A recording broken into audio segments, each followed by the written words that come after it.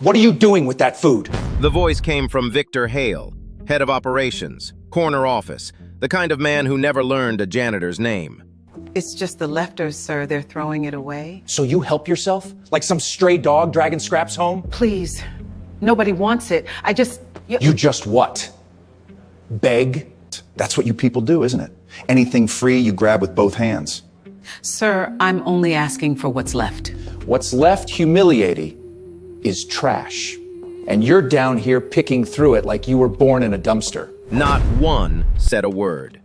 She zipped her bag shut, picked it up, walked out with the same limp she'd carried for 11 years.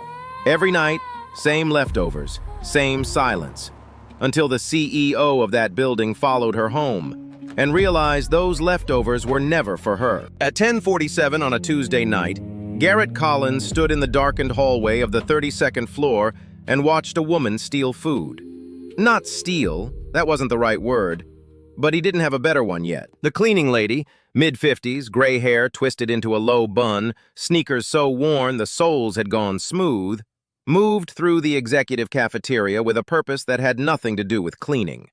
She wiped down the granite counters first, mopped the floor in even, unhurried strokes, pushed each chair flush against the table.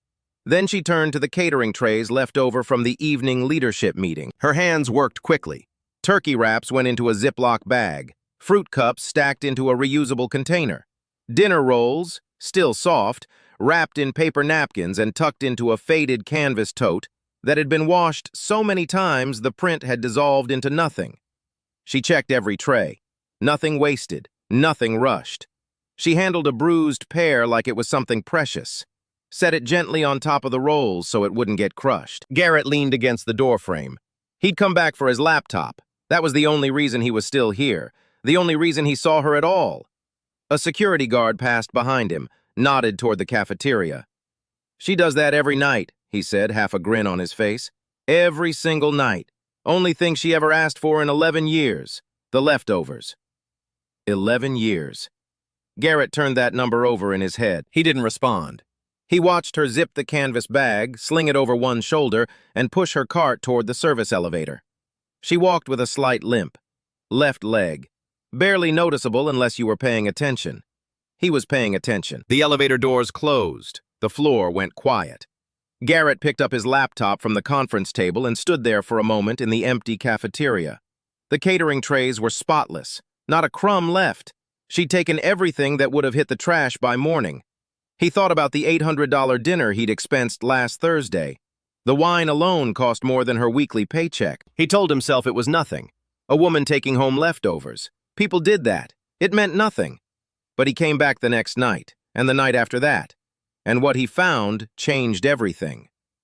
By 7 the next morning, Garrett Collins was back in his corner office on the 32nd floor. Freshly pressed suit, Italian leather shoes, a coffee his assistant had waiting before he stepped off the elevator. The morning moved the way every morning moved. A board call at 8, quarterly projections at 9, a profile interview with Forbes at 10. They wanted to talk about his leadership philosophy. He gave them the answers they expected. Vision, grit, innovation. Words that looked good in pull quotes and meant nothing to the woman mopping floors 6 stories below. Garrett ran a 12,000-person tech company. Valuation, $2.3 billion. He'd built it from a garage in Ridgemont with a maxed-out credit card and a business plan written on napkins. That story had been told so many times it barely felt like his anymore. Journalists loved it. Investors loved it. He'd stopped feeling anything about it years ago. His penthouse sat 40 floors above downtown. A driver took him everywhere. A personal chef stocked his fridge with things he never finished. High-protein meals in glass containers that went untouched for days. When the chef cleared them out each Friday, Garrett never asked where they went. He never asked where anything went. That afternoon, he stayed late for a merger review. The conference room still smelled like catered lunch. Rosemary chicken, roasted vegetables, artisan bread. The trays sat half full. By 6 o'clock, the caterers would dump everything. His executive assistant, Laura, poked her head in. "Anything else before I leave?" "How much food do we waste?"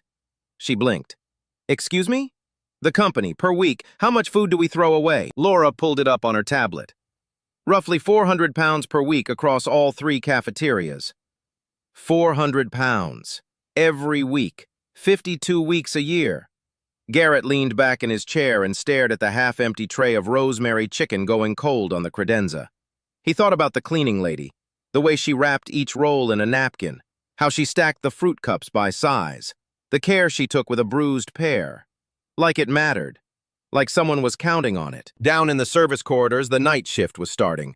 He could hear the distant rattle of cleaning carts rolling across tile. The day staff had gone home. The building belonged to a different crew now. Invisible, nameless, interchangeable. That's how the company saw them. That's how he'd always seen them. He pulled up the employee directory and typed, Ashford. One result. Wendy Ashford. Custodial staff, night shift. Hired 11 years ago. Emergency contact, none. Insurance claims, 0. Complaints, 0. Requests, 0. Except one. The leftovers. In 11 years, the only thing she'd ever asked for was food that was going in the trash. He scrolled through her file looking for something. A story, a reason, a detail that would explain what he'd seen last night. There was nothing. No family listed. No address update. No photograph. Just a name and a start date and 11 years of silence. He closed the laptop, walked to the window. 32 floors below, the city was lighting up for the evening. Restaurants, bars, apartment towers glowing warm and full. Somewhere out there, Wendy Ashford was on a bus, heading to work, carrying an empty canvas bag she'd fill with food nobody else wanted.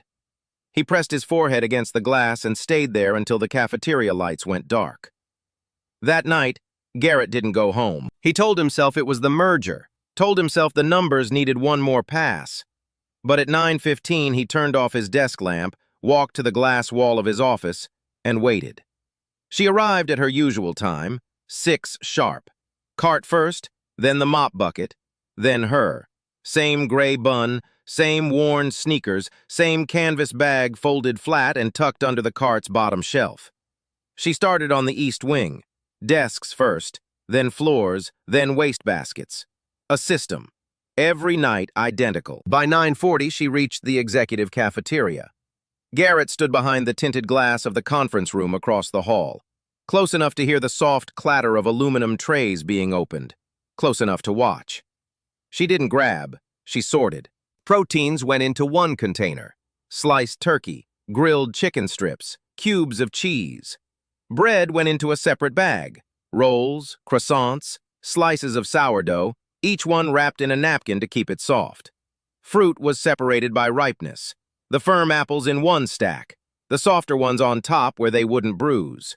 Vegetables, cherry tomatoes, carrot sticks, celery, into a third container, layered with damp paper towels. This wasn't scavenging, this was meal prep, organized, intentional, like she was feeding a household. He stepped out. Evening. She flinched, turned around fast, one hand still holding a container of strawberries. When she saw who it was, her shoulders pulled in tight. Sir, I'm sorry. I didn't know anyone was still here. I work late sometimes. He nodded at the trays. That's a lot of food for one person. She looked at the containers lined up on the counter, then back at him. Her expression didn't change, but something shifted behind her eyes. A wall going up. It's not for one person, sir. The words sat in the air between them. Garrett waited. She didn't offer more. She placed the strawberries in the bag, sealed each container with a quiet click, and stacked them inside the canvas tote. She moved the way she always moved. Efficient, careful, invisible. Who's it for? He asked. She paused with her hand on the bag's zipper. Didn't look up. People who need it. She zipped the bag, lifted it onto her shoulder, the right one keeping the weight off her left leg. Placed the mop back on the cart. Pushed it toward the service elevator without another word. The elevator doors opened. She stepped in, turned around to face forward. For 1 second, their eyes met across the empty hallway. Then the doors closed. Garrett stood in the cafeteria alone. The trays were clean, every container empty, not a single grape left behind. The only evidence she'd been there was the faint smell of industrial cleaner and the absence of food that should have been in the trash by now. People who need it. Not my family, not my kids, not my roommates. People who need it.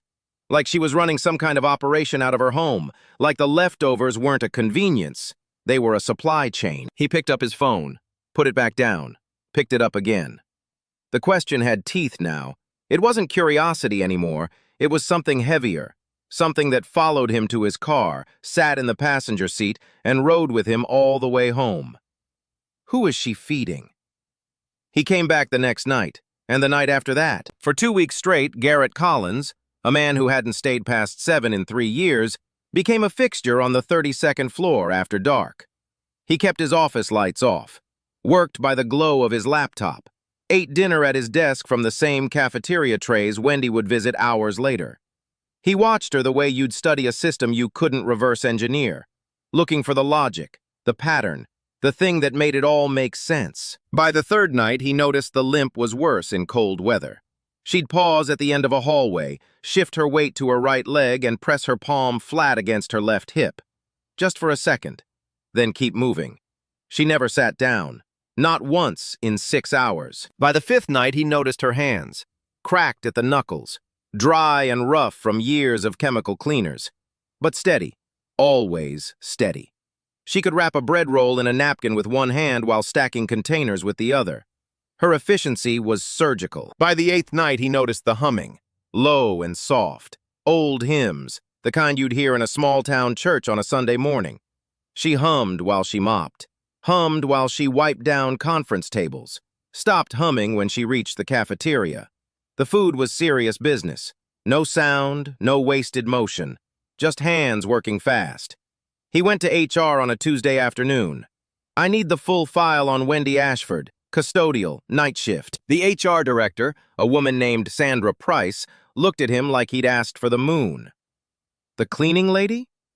Her file, everything you have. It was thin. 2 pages.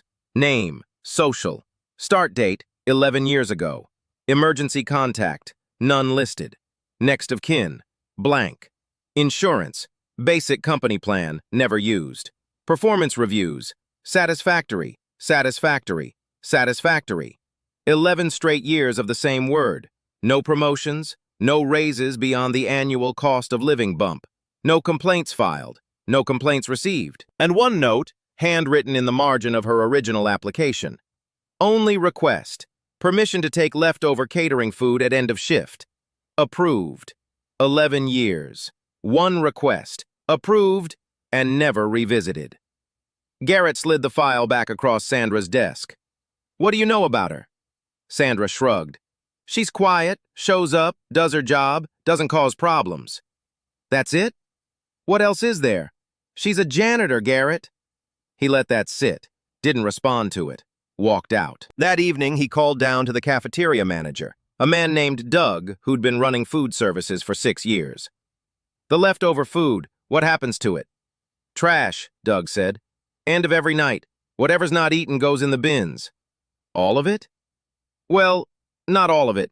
The cleaning lady takes some. Some? Doug scratched his jaw. Okay, a lot. She takes a lot. But it's going in the trash anyway, so nobody cares. I care. Starting tomorrow, I want the evening trays packed properly before they go out. Better containers. Keep the food separated. And put it in the cold storage unit instead of leaving it on the counter.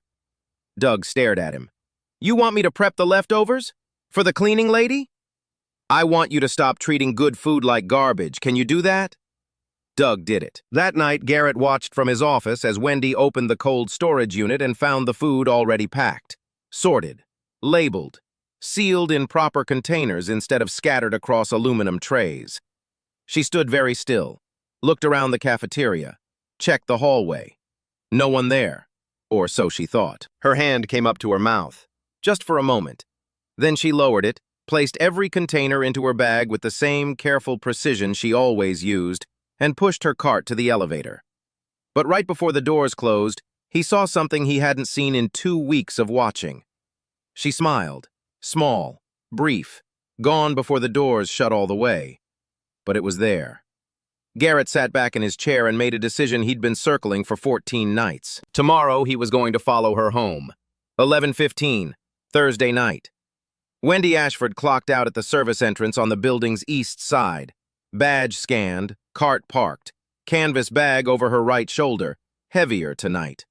The cold storage containers were bigger than the old aluminum scraps. She walked 3 blocks east to the bus stop on Garfield Avenue. No bench. Just a sign and a streetlight with a flicker that made the sidewalk pulse orange every few seconds. She stood under it, weight on her right leg, bag resting against her hip. Garrett sat in his car across the street. Engine off, lights off. He felt ridiculous. A billionaire in a Tesla, parked in the dark, watching a cleaning lady wait for a bus. If anyone on his board could see him right now, they'd call an emergency session.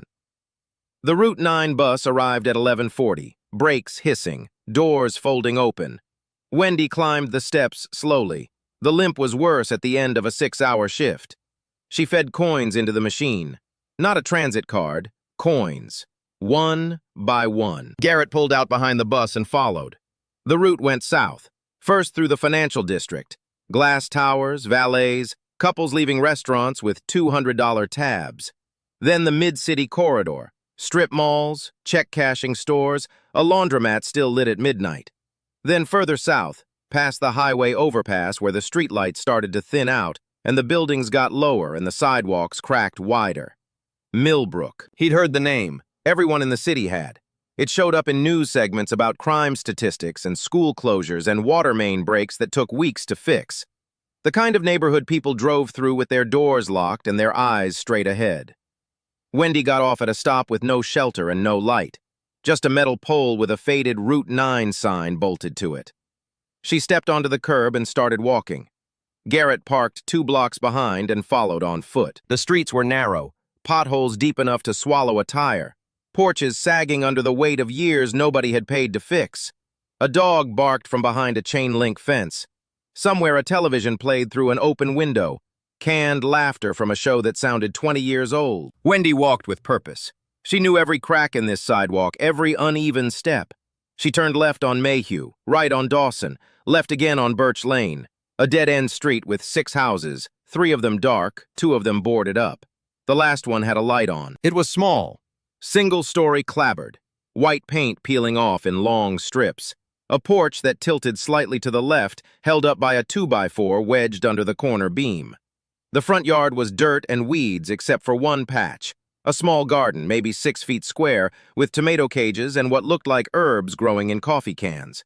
A hand-painted sign hung from the porch railing, but Garrett was too far away to read it in the dark. Wendy climbed the porch steps, 3 of them, and the middle one groaned loud enough that he heard it from 50 feet away. She shifted the bag to her other shoulder, took out her keys. The door opened. Light spilled across the porch. Warm light. Yellow. The kind that comes from old lamps with fabric shades, not overhead fluorescents. And then Garrett heard something that made him stop walking, stop breathing, stop everything. Children laughing. Not one child. Not 2. A chorus of small voices, giggling, talking over each other, a high-pitched squeal of excitement that cut through the night air of Birch Lane like it didn't belong there. Like joy had no business being on this street but showed up anyway. He stepped behind an oak tree across the road, pressed his back against the bark. His heart was beating in his throat. Through the front window he could see shapes moving, small shapes, running toward the door, toward her. "Miss Wendy! Miss Wendy!" The voices carried clear across the empty street. She knelt down, and the shapes became children, arms outstretched, faces bright, every one of them reaching for the woman who had just worked 6 hours cleaning other people's messes so she could bring home other people's food. For them. Garrett didn't move from behind the oak tree. He stood there, bark pressing into his shoulder blades, and watched through the window of a house that should have been condemned. The living room was small, 15 by 12, maybe less. A couch with a blanket thrown over a torn cushion. A bookshelf made from cinder blocks and planks. Mismatched chairs pulled around a table that had been built for 4 but was set for 9. 6 children. He counted them as they moved around the room. The youngest, a girl, maybe 4, clung to Wendy's leg with both arms. A boy around 7 tugged at the canvas bag, trying to help carry it. 2 girls, maybe 9 and 10, were already clearing the table, setting out plates that didn't match, and cups that used to be jars.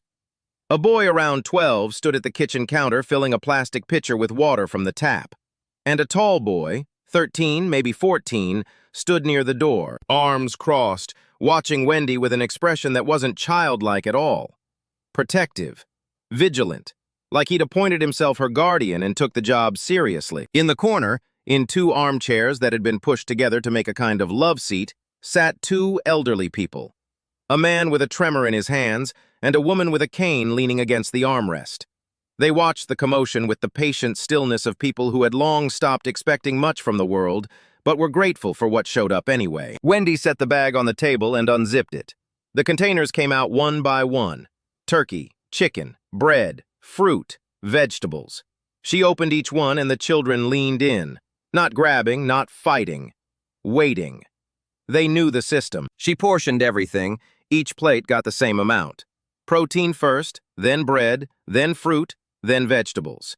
The elderly man's food was cut smaller. His hands shook too much to use a knife. Wendy placed his fork in his right hand and steadied it with her own until he gripped it. The elderly woman got a cup of water with a straw because her wrist couldn't hold the weight of a full glass. The children ate. Not fast, not slow. The way people eat when they've learned that this is the only meal that's guaranteed. Garrett noticed the fridge. It was old, rounded edges, the kind they stopped making decades ago. The door hung slightly open from a broken seal. Inside, empty. One bottle of water, half a jar of peanut butter, nothing else. The food Wendy brought home tonight, the leftovers from the 32nd floor, was dinner, breakfast, possibly lunch. The only groceries in this house came in a canvas bag at midnight. He moved to the side of the house. Another window, a hallway with two doors. The first door was open, a small bedroom with two mattresses on the floor pushed together, covered in quilts that had been washed thin. The children's room, 6 kids, 2 mattresses, no bed frames, no dressers, clothes folded in stacks along the wall. The second door was the bathroom. A single towel hung over the shower rod. He looked for another bedroom. There wasn't one. Back at the front window, the children were finishing dinner. The youngest girl had climbed into Wendy's lap. Wendy held a picture book, spine cracked, pages soft from use, and read in a low voice that Garrett could barely hear through the glass. The other children gathered around. The tall boy sat on the floor with his back against Wendy's chair, arms still crossed, but his eyes were closed, listening. The elderly man had fallen asleep in his armchair. The woman reached over and pulled a blanket across his legs. One by one, the children drifted toward the bedroom. The 2 older girls took the youngest by the hand. The 7-year-old carried his plate to the sink, without being asked. The 12-year-old checked the lock on the back door. Wendy tucked the youngest into a cot wedged between the 2 mattresses, a cot so small it might have been built for a doll. She pulled the quilt up to the girl's chin. The girl grabbed Wendy's finger and held it. Wendy sat on the edge of the cot and waited, patient, still, like she had nowhere else to be and nothing more important than this. When the girl's grip loosened, Wendy stood, walked back to the living room, folded a thin blanket across the couch. The couch was her bed. Garrett stumbled backward. His heel caught a root and he almost went down. He caught himself on the tree, turned, and walked to his car in the dark. His hands were shaking. His jaw was tight. Something behind his sternum felt like it was cracking open. Not breaking, cracking. The way a wall splits when the foundation shifts beneath it. He sat in the driver's seat for 23 minutes. He knew because he stared at the clock on the dashboard without blinking. The watch on his wrist, a Patek Philippe that cost more than Wendy Ashford would earn in 3 years, caught the light from a distant street lamp. He turned his wrist over so he wouldn't have to look at it. Then he started the engine, pulled off Birch Lane, and drove home in silence.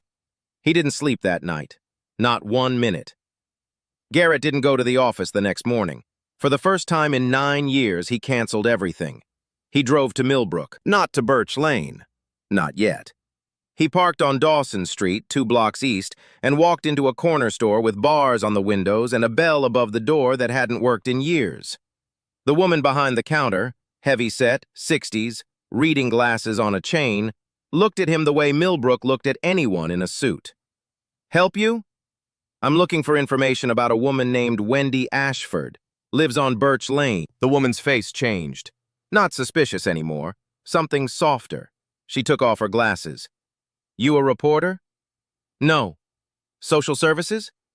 No, I want to know her story. The woman studied him for a long moment. Then she called toward the back. Ray, come out here. Ray was her husband, 72, retired postal carrier. He delivered mail on Birch Lane for 31 years. He knew every house, every family, every story that street had ever held. He told Garrett the one that mattered. 12 years ago, Wendy Ashford lived 4 blocks south on Mayhew Street. Small apartment, 2nd floor. She had a husband named Thomas, a mechanic who worked at the tire shop on Route 11, and a son named Eli, 7 years old. Big brown eyes. Always carried a backpack shaped like a dinosaur. Thomas drove a pickup truck with 200,000 miles on it. Every morning he'd drop Eli at school, then head to the shop. Every evening he'd pick Eli up and they'd stop for ice cream on the way home. Strawberry for Eli, vanilla for Thomas. Every single day.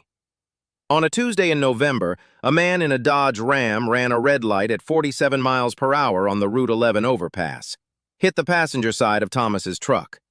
Eli was in the passenger seat. Thomas died at the scene. Eli died in the ambulance. Wendy was in the back seat. She survived with a shattered left hip and 3 cracked ribs and a hole in her life that no surgeon could close. Ray paused, took a breath. She disappeared for a while after that, lost the apartment, couldn't work, ended up at the shelter on 5th Avenue, stayed there about 2 years, didn't talk to anyone, didn't eat some days. People thought she was done. Then, one winter night, January, bitter cold, Wendy was walking back to the shelter from a food bank when she saw a child sitting on the steps of Grace Lutheran Church. A girl, 3 years old, no coat, no shoes, shaking so hard her teeth sounded like pebbles in a can. No parent, no note, just a child left on a church step in 12-degree weather. Wendy sat down next to her, took off her own coat and wrapped it around the girl, carried her inside the shelter, fed her crackers and warm water. The girl wouldn't let go of Wendy's hand for 3 days. Something in Wendy woke up. After that, Ray said, she got the job at your building, night shift, started bringing food home, took in the girl, then a boy from down the street whose mother went to prison, then 2 sisters whose father just left one morning and never came back, then the Henderson twins. Their grandmother died and nobody claimed them. And the elderly couple? Earl and Dorothy Price. Their kids moved to the West Coast and stopped calling. Earl had a stroke 2 years ago. Dorothy can barely walk. Wendy moved them in because the alternative was a state facility that had a 6-month wait list. Garrett leaned against the store counter. The fluorescent light above him buzzed. How does she pay for all of it? Ray laughed. Not a happy laugh. She doesn't. She works. She brings home what she can. The church helps sometimes. Food drives, clothing donations. But mostly it's her. $14 an hour and whatever she can carry in that bag. The woman behind the counter spoke up. That woman works all night, comes home, feeds everyone, sleeps 2 hours, takes the kids to school, comes back, cleans the house, sleeps 2 more hours, then goes back to work. Every single day. She looked at Garrett hard. Every single day. Garrett drove back to the city, took the highway, past the Route 11 overpass where Thomas and Eli Ashford died.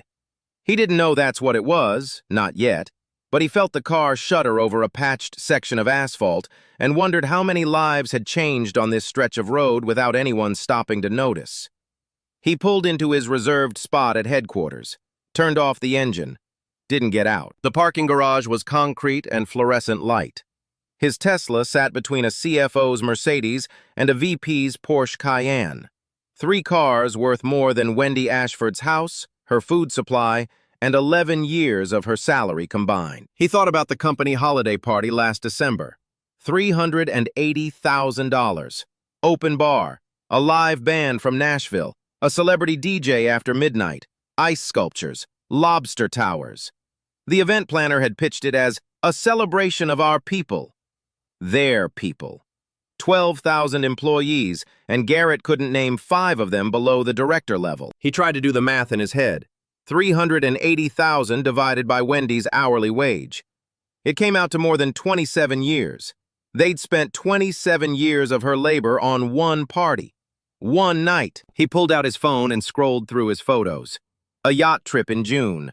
a ski lodge in Aspen, his daughter's birthday at a restaurant where the tasting menu cost $400 a plate. He'd posted every one of them. Thousands of likes, comments from people who called him inspiring. Inspiring. A woman 4 miles south was feeding 9 people with food his company threw away, and the internet thought he was inspiring because he ate dinner on a boat. He called his ex-wife. It rang 5 times and went to voicemail. He didn't leave a message. He called his daughter Harper. She picked up on the 3rd ring. "Dad, it's the middle of the day. Everything okay?" "Yeah, I just wanted to hear your voice." "Okay, you sound weird. When's the last time I asked you how you're doing?" "You ask me every time we talk." "No, I mean really asked, like sat down and listened." A pause. "Dad, are you having a midlife crisis?" He almost laughed. "Maybe, I don't know. I think I just realized something." "What?"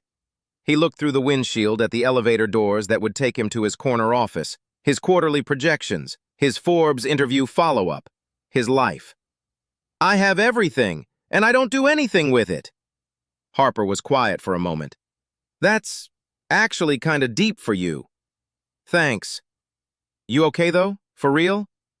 "Yeah, I think I'm about to be." He hung up, sat there a little longer. The parking garage was empty except for the security guard's sedan by the exit gate. He thought about Wendy's fridge. 1 bottle of water, half a jar of peanut butter. That was it. A $2.3 billion company sat 32 floors above a cafeteria that generated 400 pounds of waste per week. And the woman who cleaned those floors took home what she could carry because it was the only way 9 people in a clapboard house on Birch Lane would eat tonight. He didn't want to write a check. He'd written checks before, galas, fundraisers, tax-deductible donations that looked good in press releases and disappeared into bureaucracies that moved slower than the problems they were built to solve. Checks were how rich people bought the feeling of doing something without actually doing anything. He didn't want the feeling. He wanted the thing. He got out of the car, walked past the elevator, took the stairs. 32 flights. By the time he reached his floor, his legs burned and his shirt was damp, and he felt more awake than he had in years. He sat at his desk, opened his laptop, and started making calls. Not to his accountant, not to his PR team, not to the foundation that bore his name and did whatever foundations do. He called an architect, a lawyer, an operations VP he trusted with his life. He told none of them why. He told the architect first, "I need you to design a house. 8 bedrooms, a commercial-grade kitchen, a study room with desks for at least 10, a garden space, raised beds, wheelchair accessible. And it needs to look like it belongs in the neighborhood. No glass walls, no modern angles. Just a real home." The architect, a woman named Claire Dunham, who designed Garrett's penthouse, looked up from her notepad. "Where?" "Birch Lane, Millbrook." Claire set her pen down. "Garrett, that zip code doesn't get custom builds. The lots are worth less than my drafting table. I bought 2 of them yesterday, through an LLC. The one in the middle already has a house on it. We're building around it, absorbing the existing structure so nobody has to move during construction." "Who's the client?" "A woman named Wendy Ashford." "Who is she?" "She's the reason we're doing this." Claire didn't ask again. The lawyer came next. Garrett sat across from him in a conference room with the door closed and laid it out. "I need a trust, irrevocable, covers property taxes on the new house in perpetuity, utility costs, groceries, $600 a month adjusted for inflation, health insurance for every resident, and I want a college fund for each child currently living there. Full ride, tuition, books, housing, everything, no cap." The lawyer, a careful man named Philip Shaw, who had handled Garrett's corporate structure for 12 years, wrote it all down without expression. Then he looked up. "How many children?" 6, for now." "For now?" "The trust should accommodate up to 12. She might take in more." Philip nodded. "And the benefactor on record?" "Anonymous. I don't want my name on anything." Garrett. "Her name! Everything gets her name. The house, the trust, the fund. It's Ashford House. That's the only name that matters." Philip closed his folder. "You know this is going to cost." "I know what it's going to cost. Do it. The operations VP was a man named Derek Tate. He and Garrett had worked together since the garage days. He was the only person at the company Garrett called a friend. Garrett told him everything. The cleaning lady, the leftovers, the bus, Birch Lane, the children, the fridge, the couch. Derek didn't speak for a long time. What do you need from me? The food waste program. I want it restructured. Every cafeteria in every building. All surplus food gets packed, stored, and distributed to community kitchens across the city.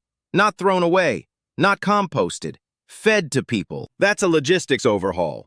We'd need cold storage, transport, partnerships with existing food banks. Then build it. Call it the Leftover Project. Derek raised an eyebrow. The Leftover Project? She asked for leftovers. For 11 years, that's all she asked for. So that's what we call it.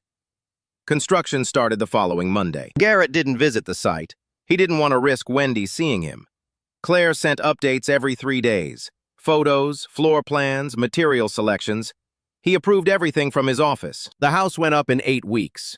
8 bedrooms, each with a real bed and a dresser and a window that opened. A kitchen with a 6-burner stove and a double-wide refrigerator and a pantry deep enough to hold 2 weeks of food. A study room with bookshelves, 2 computers, and a long wooden table with 10 chairs. A garden in the back with raised beds, a tool shed, and a swing set that the contractor's crew added on their own time. No charge. They kept the porch.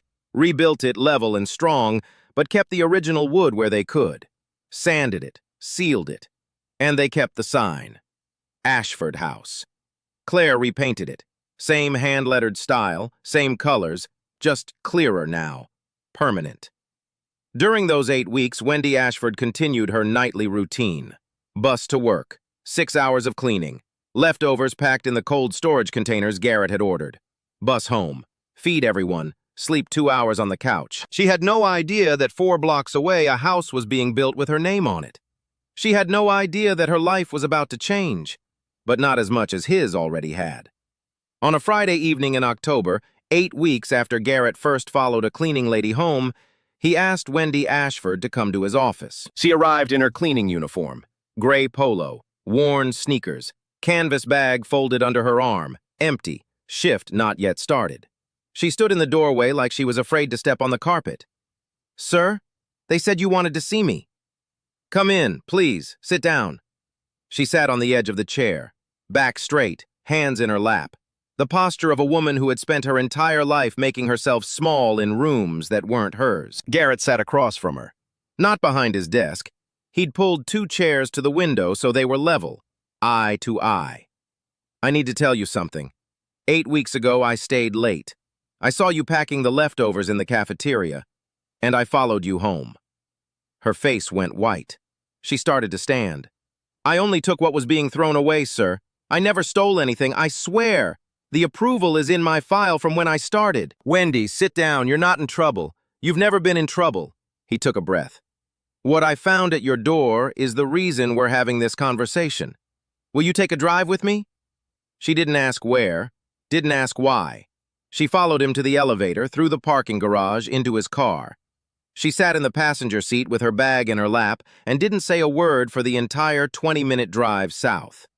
When they turned onto Birch Lane, she leaned forward. Something was different.